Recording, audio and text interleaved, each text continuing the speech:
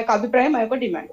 జయశ్రీ గారు, మీరు చెప్పండి, ఈ బిల్లు ద్వారా మహిళా లీడర్స్ ని రెడీ చేస్తున్నారా లేక మహిళల ఫేసెస్ ని వాడుకోబోతున్నారని మీరు అనుకుంటున్నారా? ఒకటండి, మహిళా లీడర్స్ ఫేస్ చేయడం అనేది ఖచ్చితంగా ఉంటది. అది కొన్ని రోజులు ఉంటది, ఒక స్టేజ్ మాత్రమే. అది కొంతవరకు మాత్రమే నడుస్తుంది. ఎందుకంటే మహిళలలో చాలా కేపబిలిటీ ఉన్న వాళ్ళు అంటే వందల కొద్ది ఉన్నారు, వేల కొద్ది ఉన్నారు. మనకున్న సీట్ల కంటే ఎక్కువ మంది మహిళలు కేపబిలిటీ ఉన్న వాళ్ళు ఉన్నారు.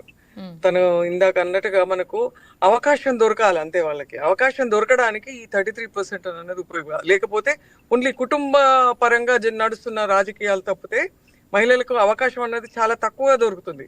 ఈ 33% రిజర్వేషన్ వల్ల ఎక్కడో ఉన్న ఆనిముత్యాలు లాంటి మహిళలందరూ కూడా బయటకు వచ్చే అవకాశం ఉంటుంది.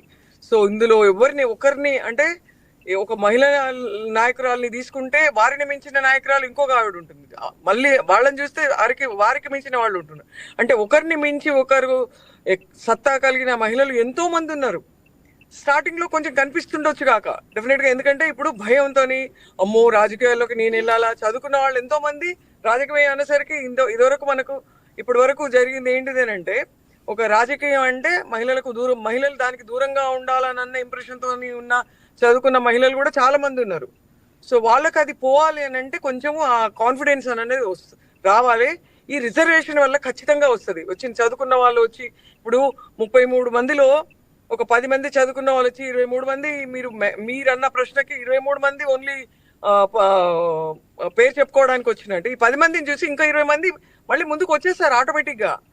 అది స్లో ప్రాసెస్ ఉంటుంది. ఇమ్మీడియట్ గా ఈ రోజు కాగానే ఈ రోజే అన్ని అయిపోవాలా, మనం ఎప్పుడో ఊహించిందంతా కూడా ఒక రోజులో అయిపోవాలంటే జరగదు.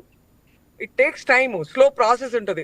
ఒక రిజర్వేషన్ వచ్చిందంటే అది 100%. ఇప్పుడు సర్పంచ్లను మనం చూసినాం, 30 ఏళ్ల కింద నేను చూసాను, 30 ఏళ్ల క్రితం చూస్తే అసలు ఒక్కసారి అందరు 50% సర్పంచ్లు, ఉమెన్ సర్పంచ్లు అందరూ డమ్మీ సర్పంచ్లే. ఇప్పుడు చూస్తే అసలు సూపర్ ఉన్నారు. ఒక్కొక్క మహిళ ఎలా ఉంటుందంటే చదువుకొని అయిపోయింది ఒక మంచి నాయకురాలుగా ఎదుగుతున్న సర్పంచ్లు బోలెడు మంది ఉన్నారు. సో అలా ఇట్ ఈస్ ఏ ప్రాసెస్ అంతే. ఒక్కసారి అవకాశం దొరికి వాళ్ళకు అవకాశం వస్తే వాళ్ళని ప్రూవ్ చేసుకునే అవకాశం మనం ఇస్తే ఖచ్చితంగా మహిళా నాయకురాలే వస్తారు. 33% కాదు, 50% జనరల్ కేటగిరీలో కూడా పోటీ చేసేంత సత్తా ఉన్న మహిళలు ఉన్నారు. వాళ్ళు ఇండిపెండెంట్ గా చేసుకోగలిగే కెపాసిటీ ఉన్న వాళ్ళు ఉన్నారు. ఒకటే వాళ్ళకి కావాల్సింది అవకాశం ఇవ్వడం. అది ఇప్పుడు నరేంద్ర మోదీ గారు వారు ఇస్తున్నారు కాబట్టి మనం అందరం కూడా స్వాగతించడం మన బాధ్యత. జయశ్రీ గారు, ఇందాక పద్మ గారు ఒక చక్కటి క్వశ్చన్